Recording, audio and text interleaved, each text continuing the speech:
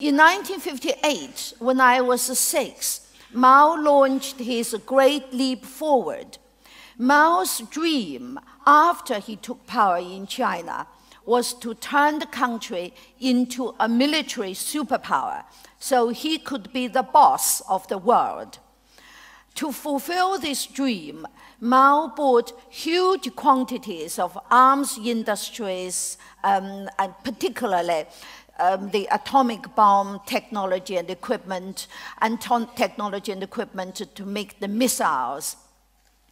But how was he going to pay for these extremely expensive purchases?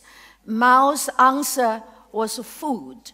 So he exported the food in huge quantities to Russia and some to Eastern Europe to pay for his military industries.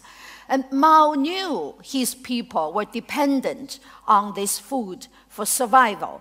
China was not able to produce enough food to feed its population and had been a food importer for the past 100 years.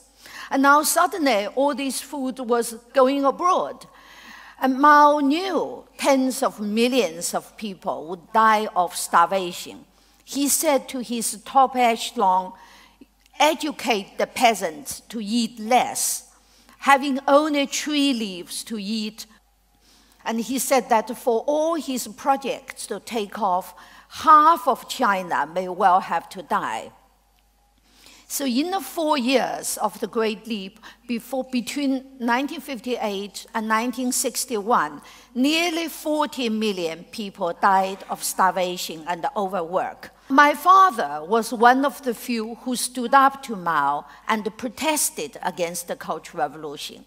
As a result, he was arrested, tortured, driven insane. He was exiled to a camp and eventually died very tragically, prematurely. My mother was under tremendous pressure to denounce my father. She refused. As a result, she was put over 100 those ghastly denunciation meetings, which were an everyday feature in China.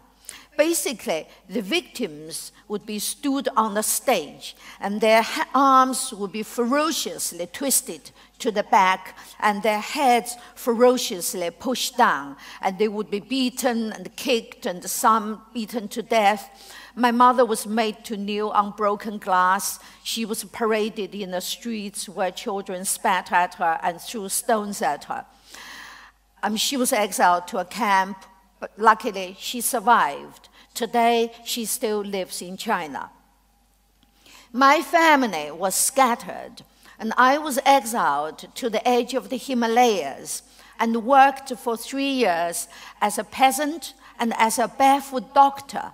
A barefoot doctor was a doctor without any training, because Mao said, the more books you read, the more stupid you become, and which became the guideline for culture, for education and health.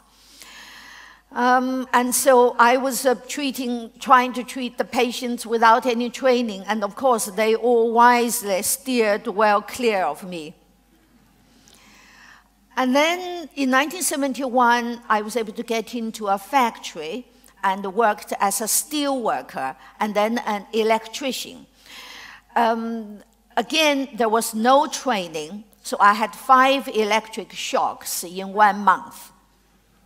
In 1973, universities began to reopen. You know, from 1966, for 7 years, universities and schools were closed in China. Books were burned, museums were closed, theaters and cinemas were turned into torture chambers. You know, my mother was imprisoned in the cinema. And China became a cultural desert.